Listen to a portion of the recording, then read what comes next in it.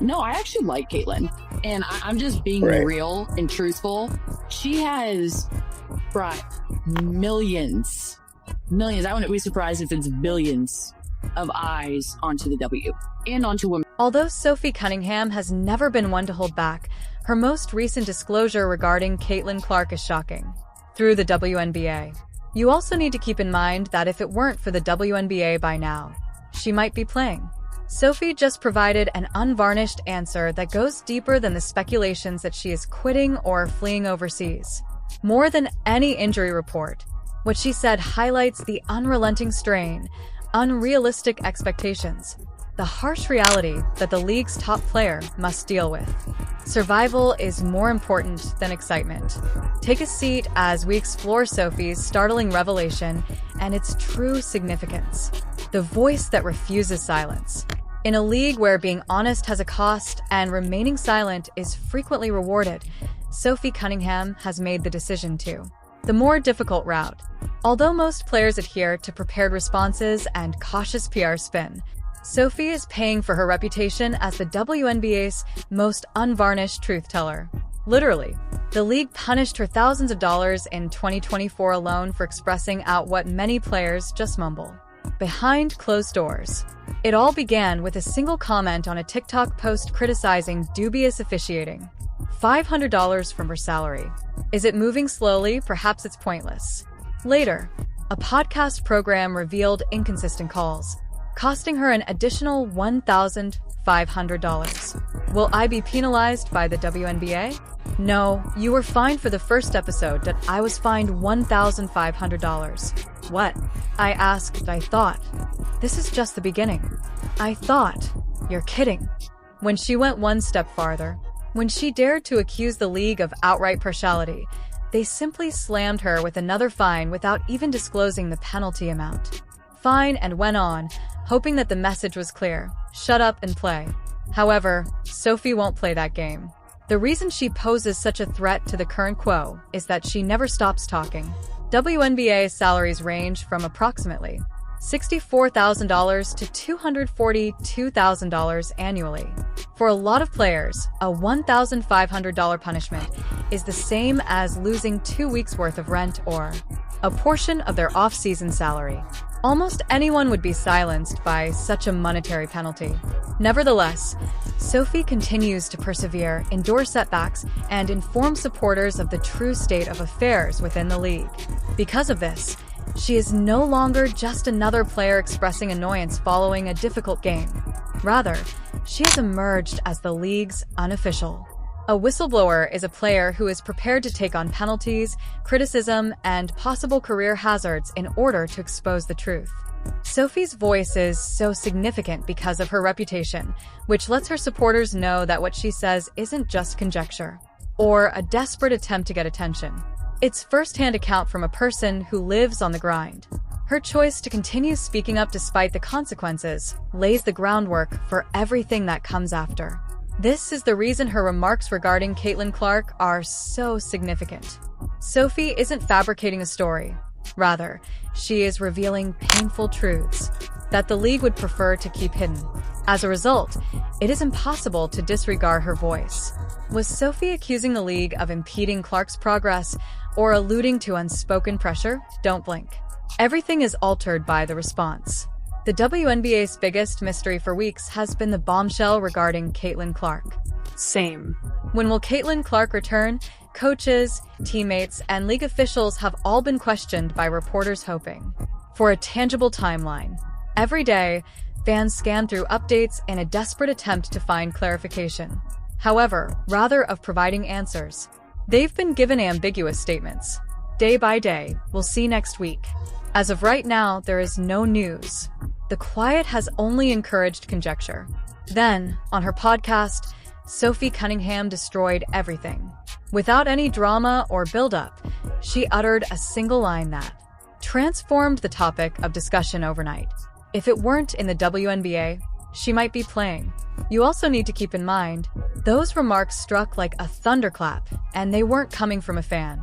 She could be playing if it weren't in the WNBA by now, on social media or an outsider making assumptions from the sidelines. They originated from a member of the league, someone who is personally familiar with the harsh realities of competing at this level. For Caitlin Clark's millions of supporters, Sophie's statement was unsettling and more than surprising. Consider what she was saying. It's not only that Caitlin needs extra time to heal from her wounds, it's also about the surroundings she's. Sophie clarified that Caitlin's absence isn't a sign of weakness or a lack of toughness. It has to do with the harsh requirements of the WNBA itself. Caitlin was the face of college basketball at Iowa, where she excelled, selling out arenas, attracting record audiences, and raising TV ratings to all-time highs. Her scope, her vision. She was a generational talent because of her ability to influence games on her own, but in the WNBA, Sophie disclosed that those achievements don't translate automatically. You can't just be good here. You have to be perfect. If you're not physically prepared, the shocking revelation was that the league will mentally and competitively devour you. Sophie wasn't disparaging Caitlin's skill. She was revealing a reality that most people didn't want to hear. The intensity of the WNBA has reached a point where even a superstar, Caitlin Clark, for example, requires more time to adjust. It's a survival issue, not an emotional one. Sophie emphasized how harsh it is by pointing out that Caitlin could already be playing somewhere else. This league has developed. Caitlin may already be on the court, wowing spectators, whether she is playing abroad or even back in college. However, the demands are so high that rushing back could endanger not just her season, but her entire career, which is why Sophie's remarks struck with such impact. She wasn't merely informing followers. Rather, she was raising an alert, revealing a league that may be too cruel even for its top players.